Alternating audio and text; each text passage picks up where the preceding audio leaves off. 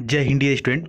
ये ज़बरदस्त प्रैक्टिस चल रहा है इंडियन कोस्ट गार्ड के लिए, बहुत ही इंपॉर्टेंट है आने वाले एग्जाम्स के लिए। आप लास्ट तक बने रहिएगा। आइए देखते हैं आज की इस वीडियो का पहला क्वेश्चन। और साथ ही साथ आज जैसा कि आपको पता है कि हमारा बर्थडे है, तो जितने लोगों ने विश किया है उनको ढेर सारी शुभकामनाएं और बहुत बहुत धन्यवाद आप सभी को। आप सभी के लिए हमारा प्रेम। और चाहे कुछ भी हो, लेकिन आपके क्लासेस नहीं रुकने चाहिए। इसी सोच और इसी अप्रोच के साथ मैं आपके लिए ये प्रैक्टिस सेट लेकर के आया हूँ। क्योंकि आपका एग्ज़ाम बहुत ही करीब है तो रिस्क नहीं ले सकते, प्रैक्टिस बहुत ही ज़रूरी है। आइए देखते हैं आज की इस वीडियो का पहला जो क्वेश्चन आपके सामने फाइंड द एरर से आ गया डियर स्टूडेंट। यहाँ पर देखना है कि let us congratulate him for his success in the examination, no error. बताइए किस पार्ट में एरर होगा। काफ़ी इंपॉर्टेंट क्वेश्चन है डियर स्टूडेंट। यहाँ पर आप अपना वक्त ले सकते हैं, टाइम ले सकते हैं। चलिए बताते हैं हम आपको कहाँ पर गलती है। ऑप्शन नंबर ए में गलती है। जो भी हमारे पुराने स्टूडेंट हो गए वो पकड़ पाए होंगे कि गलती कहाँ पर है। देखिए एक्चुअली होता ये है ना कि सॉरी, ऑप्शन बी पर यहाँ पर गलती है, लेकिन प्रॉब्लम ऑप्शन नंबर ए में है ना। जैसे कैंग्रेचुलेट लिखा हुआ है ना, तो कैंग्रेचुलेट के बाद फार का प्रयोग नहीं होता है। कैंग्रेचुलेशन के बाद क्या होता है, ऑन का प्रयोग होता है। आप सभी को पता है बखूबी, आप जाने या अनजाने में इस शब्द का प्रयोग करते हैं। जैसे आप बोलते हैं कैंग्रेचुलेसन ऑन योर बर्थडे, बोलते हैं ना on. Congratulation on your success, on बोलते हैं ना, ऑन। Congratulation on.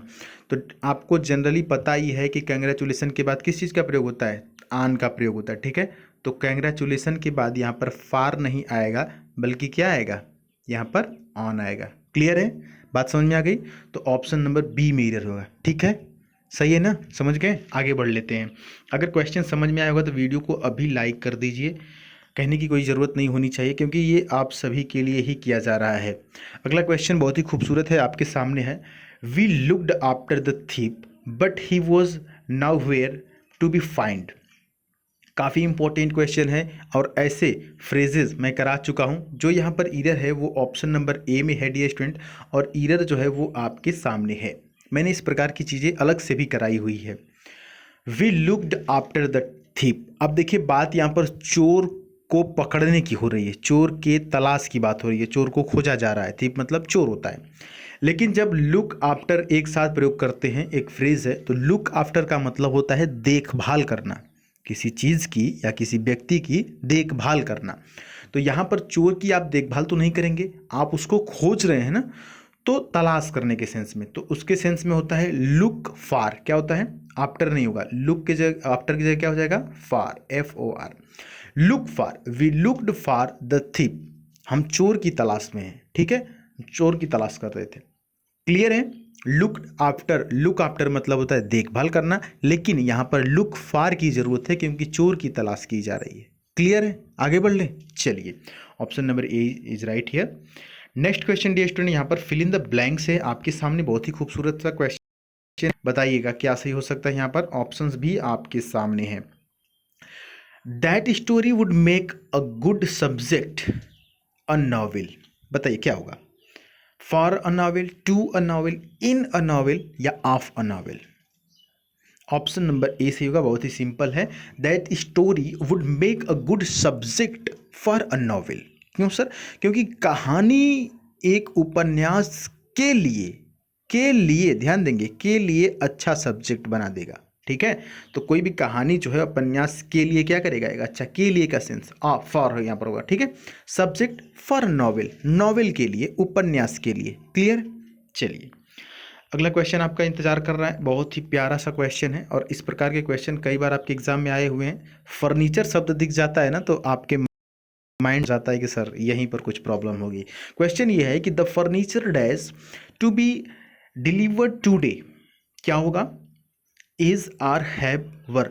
देखिए क्वेश्चन बनाने वाले ने आपके लिए बहुत ही आसान कर दिया। क्यों, क्योंकि फर्नीचर तो आपको पता है कि सिंगुलर होता है। फर्नीचर क्या होता है, सिंगुलर होता है ना। फर्नीचर सिंगुलर है तो आपको पता है कि जब सब्जेक्ट सिंगुलर है तो क्या होगा, यहाँ पर ना तो आर लगेगा, ना ही वर लगेगा और ना ही हैव लगेगा, क्योंकि तीनों प्लूरल हैं। ठीक है, तो सिंपल सी बात है, option number A is right here. ठीक है, the furniture is to be delivered today. बात समझ में आ गई, आगे बढ़ लें। देखिए कितना खूबसूरत है। आपको लग रहा होगा कि ये बहुत आसान है। सर आसान नहीं है, हम इस तरीके से आपको बता दे रहे हैं कि आपको बहुत आसान लग रहा है। क्वेश्चन यही एग्जाम में पूछता है, आप घबरा जाते हैं। बिल्कुल बिल्कुल आराम से, इंग्लिश से डरने की कोई ज़रूरत नहीं है, हम आपके साथ हैं ना। आइए देखते हैं, best expresses the meaning of the given word. यहाँ पर बेस्ट एक्सप्रेसेस शब्द का प्रयोग किया गया है। जब भी बेस्ट एक्सप्रेसेस लिखे तो आप समझ जाइए कि सिनोनिम पूछ रहा है, ठीक है।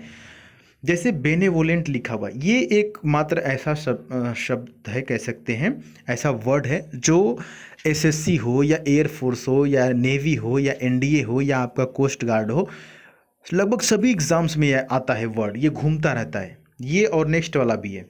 तो बेनेवोलेंट, देखिए ध्यान देंगे, बेने शब्द कहीं पर भी आ जाता है तो इसका मतलब गुड, यानी कोई अच्छी चीज़ से होता है, अच्छी चीज़ से रिलेटेड होता है।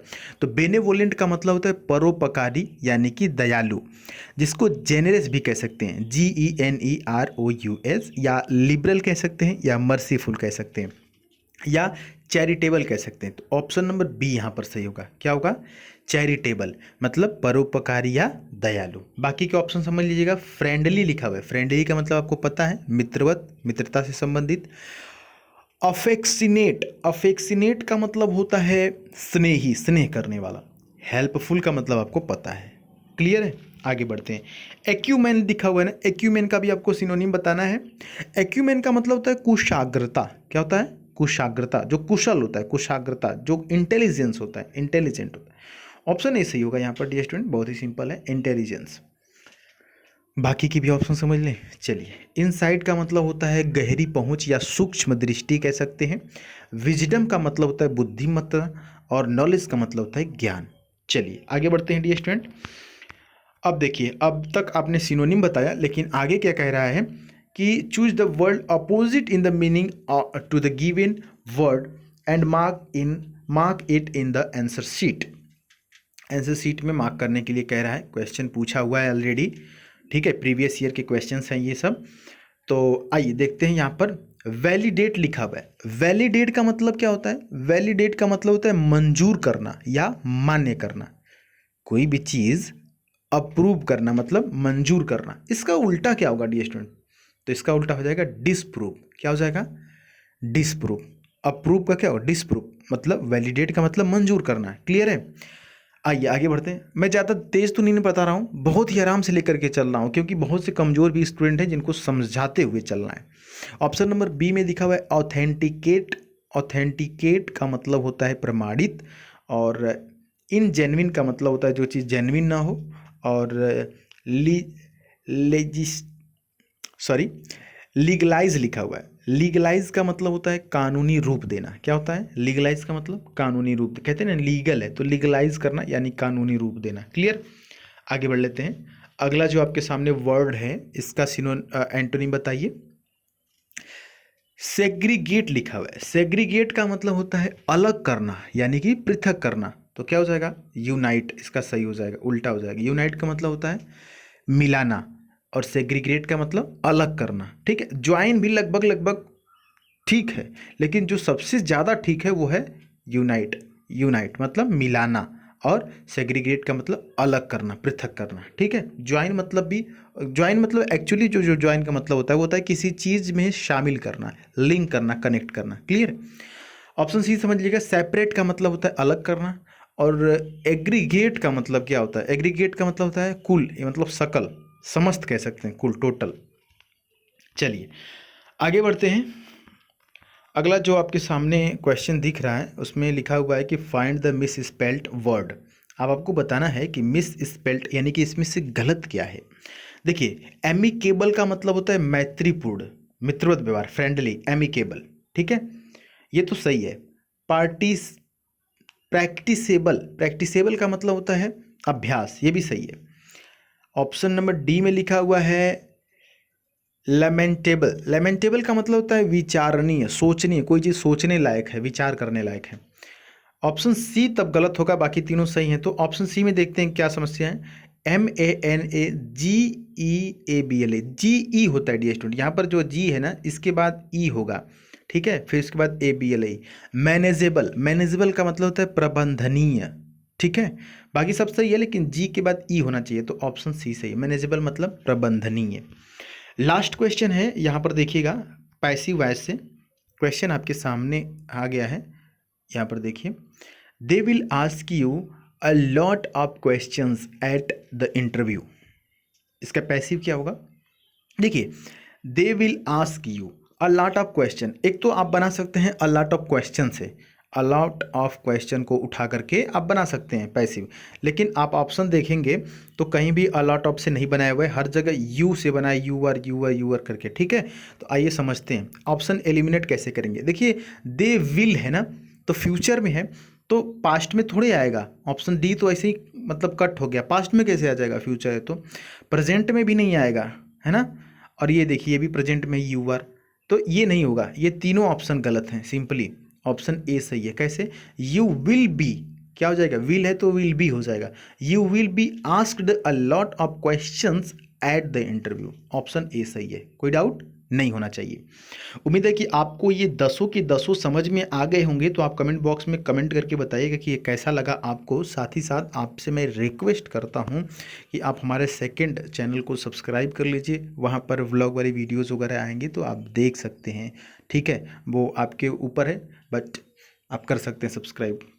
चलिए मिलते हैं फिर अगली वीडियो में। सुधीर पांडे ब्लॉग नाम है दूसरे चैनल का, वहाँ पर भी जुड़ जाइए, अपनी राय कमेंट बॉक्स में लिख दीजिएगा।